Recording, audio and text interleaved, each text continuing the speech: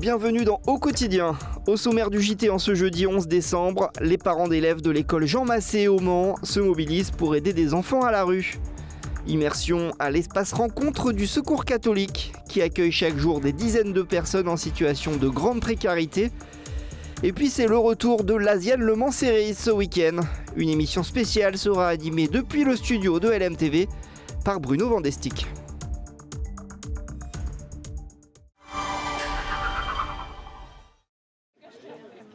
Un geste simple pour une cause bien plus tragique.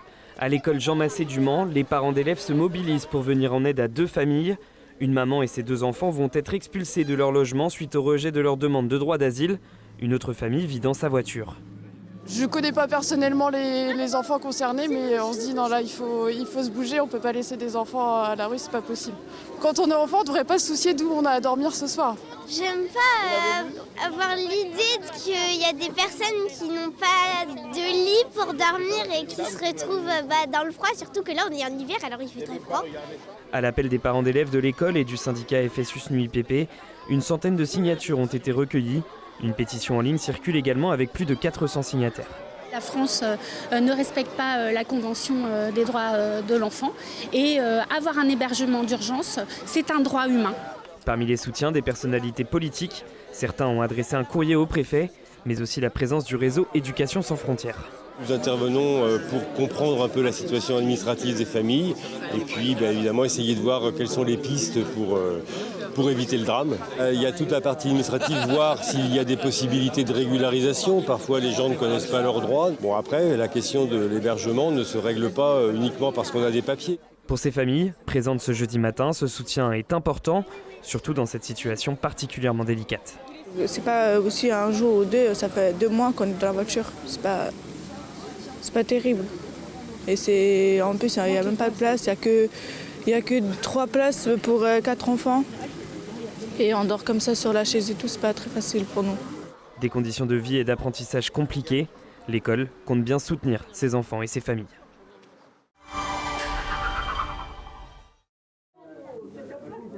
À l'espace rencontre du Secours catholique, les premiers arrivants sont là dès 9h. Ici, on ne sert pas seulement un café, on offre surtout une pause, parfois essentielle. Là, ce matin, oui, c'est compliqué de m'acheter mon petit déjeuner, mon beurre, ma plaquette de beurre et puis mon chocolat chaud, voilà, et mon pain.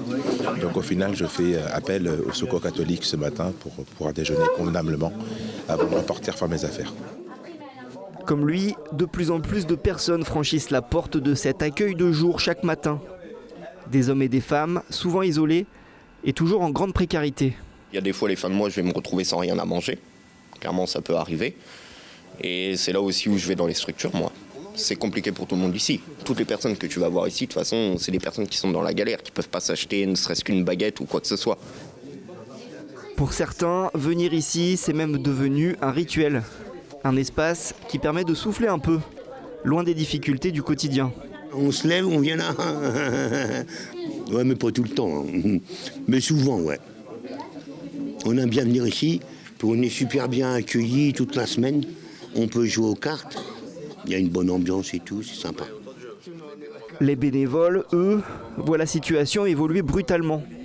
Chaque matin, l'accueil ne désemplit pas. Avant, on tournait à 35 accueils par jour. Alors maintenant, on est autour de 45-50. En 2024, on a fait 8000 passages. La misère, elle est là. Et la solitude est là aussi. Et oui, il faudrait encore plus de bénévoles. Et au niveau associatif, il faudrait encore développer encore plus les choses. Après, les moyens sont limités, quoi. Ici, la solidarité fonctionne du lundi au vendredi, de 9h à midi.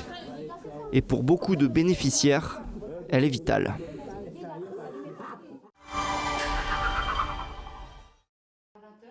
L'association Mancel Un repas pour tous, dont la devise est « Donner, ça fait du bien », recherche activement un local où stocker les denrées alimentaires et les plats préparés par les bénévoles le samedi et distribués chaque dimanche soir, place des Comptes du Maine.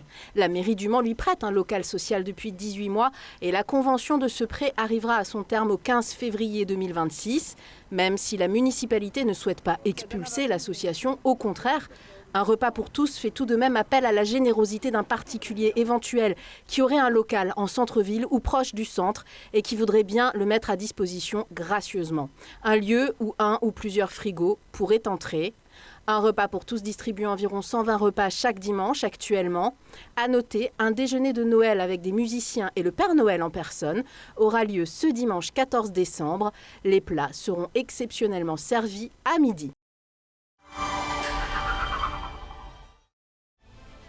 L'Asian Le Mans Series, c'est reparti ce week-end à Sepang. Ce sont les premières et deuxièmes manches de ce championnat qui qualifient les vainqueurs des catégories LMP2 et LMGT3 d'office pour les 24 heures. Mais au fait, à quoi ça correspond la LMS ? La genèse de l'histoire remonte à 2009, j'y étais, c'était à Okayama au Japon, avec la victoire d'une Pescarolo. Il y avait la volonté de l'ACO de s'implanter au Japon et en Asie pour répondre à l'appel des teams qui, l'hiver, s'ennuyaient entre guillemets un petit peu.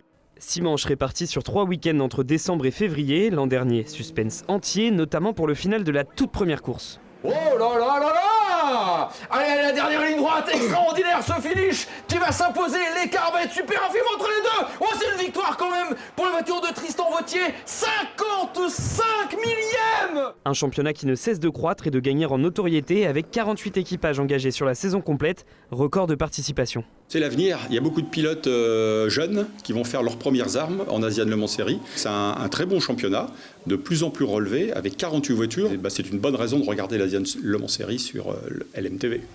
Rendez-vous samedi et dimanche dès 5h45 autour de Bruno Vandestick et ses consultants sur LMTV et en simultané sur la page YouTube de la chaîne. Condamné à 36 mois d'emprisonnement probatoire par la justice en février 2024 pour agression sexuelle sur 3 enfants, le père Bruno Delaroche sanctionné par l'Église. Un communiqué du diocèse du Mans repéré par nos confrères du Maine Libre fait état de plusieurs interdictions pour une durée de 10 ans. Par exemple, interdiction de participer aux célébrations liturgiques dans les lieux où il a exercé un ministère presbytéral, ou encore interdiction d'entrer en contact avec les victimes plaignantes. Le diocèse réitère son soutien aux victimes et à leurs proches.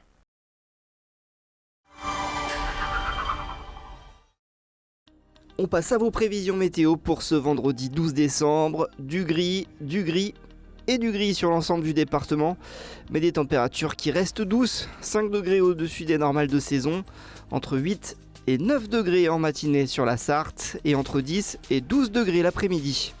Merci à vous de nous avoir suivis et excellente soirée sur LMTV Sarthe.